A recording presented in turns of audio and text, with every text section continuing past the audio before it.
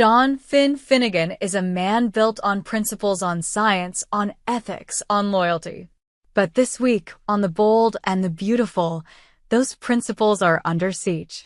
He's not just torn between two women or caught in the ripple of someone else's tragedy. He is drowning in it. Everything is converging: his personal life, his medical instincts, his marriage, and the weight is becoming unbearable.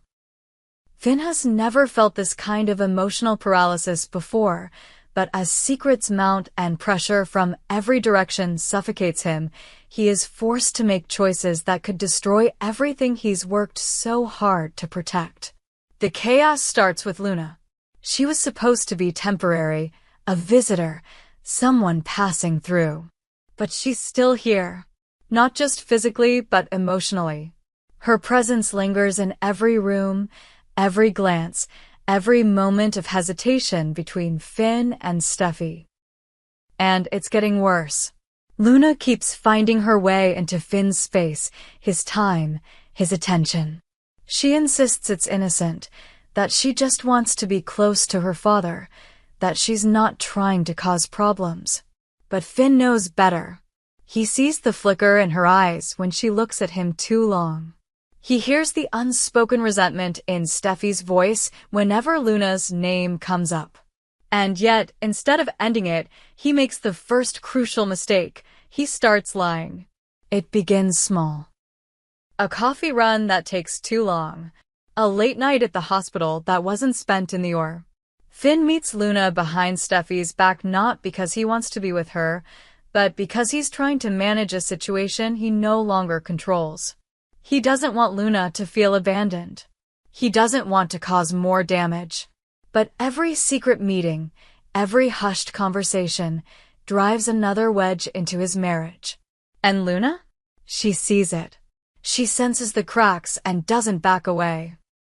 If anything, she leans in, knowing Finn is too decent, too honorable to throw her out. But decency is killing him. Steffy, meanwhile, grows more suspicious by the hour. She's not stupid. She sees the changes. She hears the excuses. And now, with Liam's diagnosis hanging over all of them like a death sentence, she has no energy left to be diplomatic. She wants Luna gone. She wants her husband back. She wants the family she built to feel whole again, not like it's being held together with silence and resentment. But the Luna situation is only half of Finn's nightmare. The other half, the part that's clawing at him day and night, is Liam. Liam's condition is worsening. The tumor is inoperable. The time left is shrinking. And Finn, trained to save lives, is helpless. He knows the protocols. He's studied the literature. He's connected to some of the best minds in medicine. But nothing will matter if the patient refuses treatment, and Liam has refused. Repeatedly. Passionately. In one of the most gut-wrenching moments of Finn's life, Liam looked him dead in the eyes and asked him to let him go. No extraordinary measures. No experimental drugs. No false hope. Just peace. Just dignity. Just time to say goodbye. As a doctor, Finn wanted to scream. As a man, he wanted to argue. But as a friend and as Steffy's husband, he listened. And he said nothing. Now, Steffy is pleading with him daily. She's desperate. She wants her husband to fight for Liam, to dig deeper, to find something, anything that might prolong his life. She begs Finn to override Liam's decision. To do what's right even if it's not what Liam wants. But Finn can't. He's bound not just by medicine, but by Liam's explicit wishes. And yet, every time Steffy looks at him with those pleading eyes, he questions himself. What if there's a chance? What if Liam changes his mind and it's too late? What if he dies and Finn could have stopped it? The internal war is consuming him. In the operating room, he can focus. For a few moments, everything is clean, logical, in his control. But outside of those walls, nothing makes sense anymore. His wife is slipping away from him. Luna is getting bolder. His moral code is cracking under emotional weight. And worst of all, he is starting to believe that no matter what choice he makes, he will lose something he can never get back. The guilt is relentless. Finn thinks about other patients. Strangers who walked into his hospital, scared and alone, and how he gave them everything he had. And now, the irony is suffocating because Liam, someone he knows, someone he shares a family with, doesn't want to be saved. How do you stand by and do nothing when someone is choosing to die? How do you respect that wish when you know there's a shred of a chance, a window of hope? Finn doesn't have answers. Only torment. The lies about Luna and the silence about Liam are starting to blend together. Every time Finn hides something from Steffy, a part of him breaks. And he wonders, when Liam is gone, when the dust settles, will Steffy still look at him the same way? Will she see a husband who honored a friend's wishes or a man who gave up too easily? And what about Luna?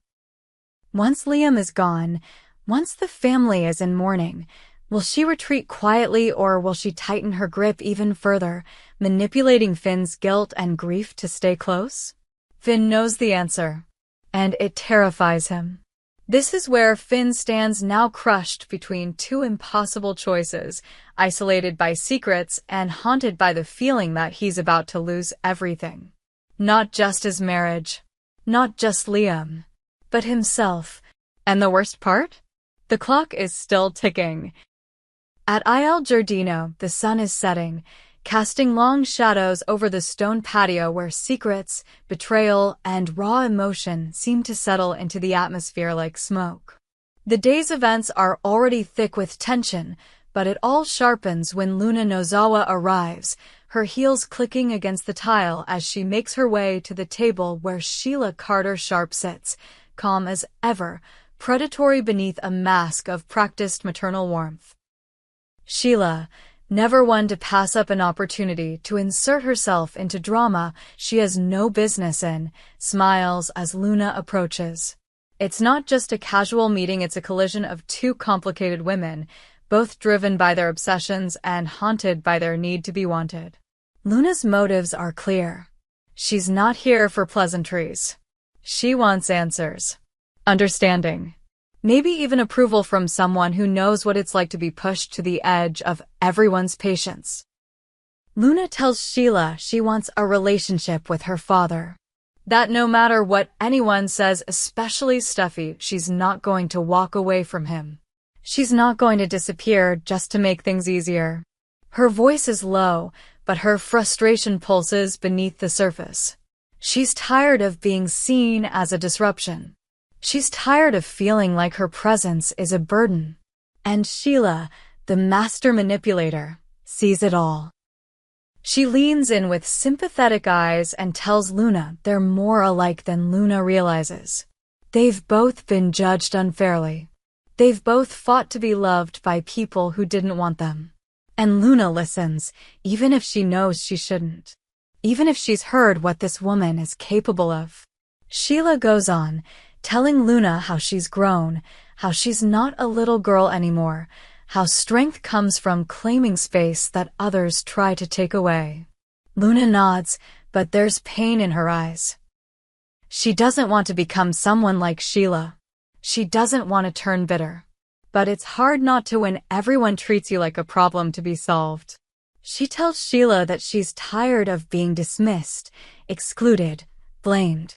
And more than anything, she won't let Steffy keep her away from Finn.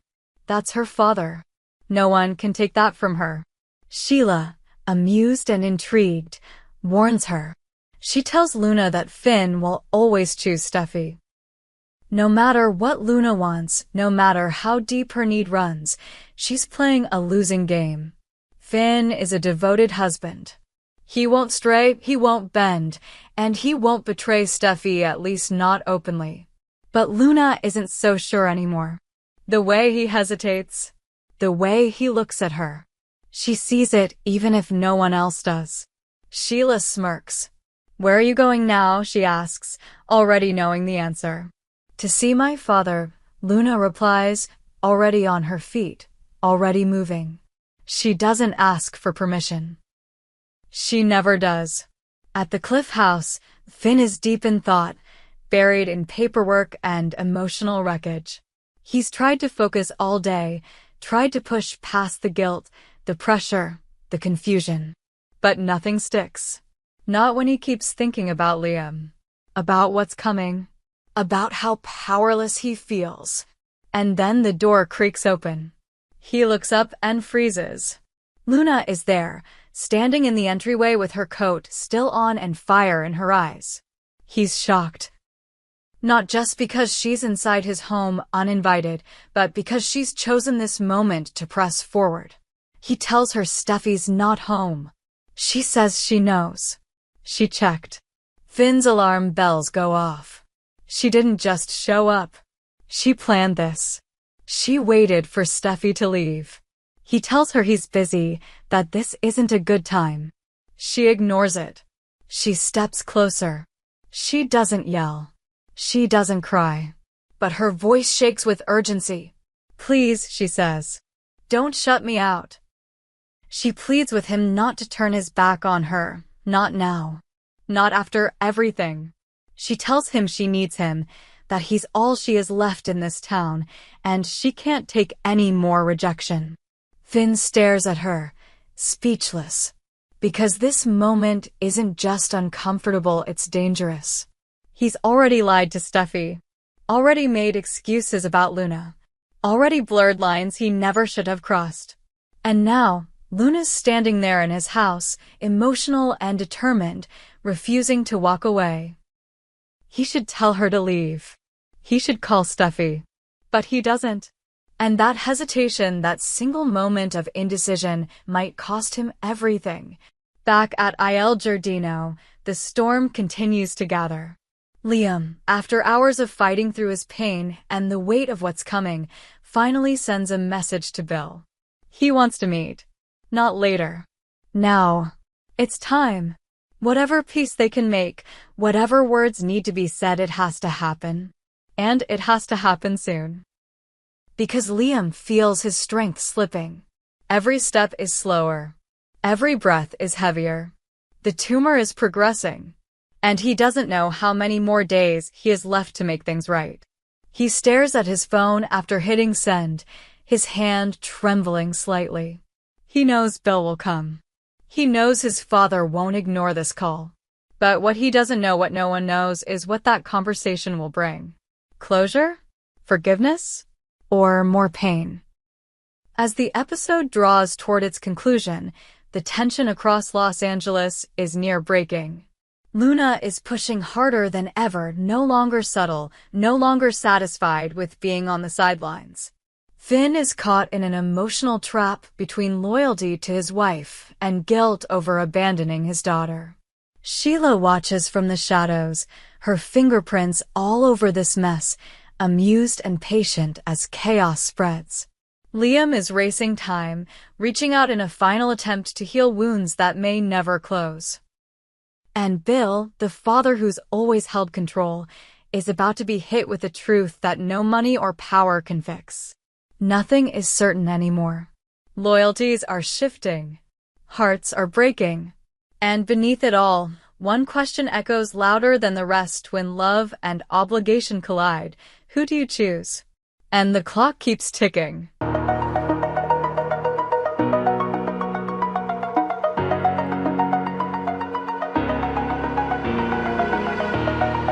Oh,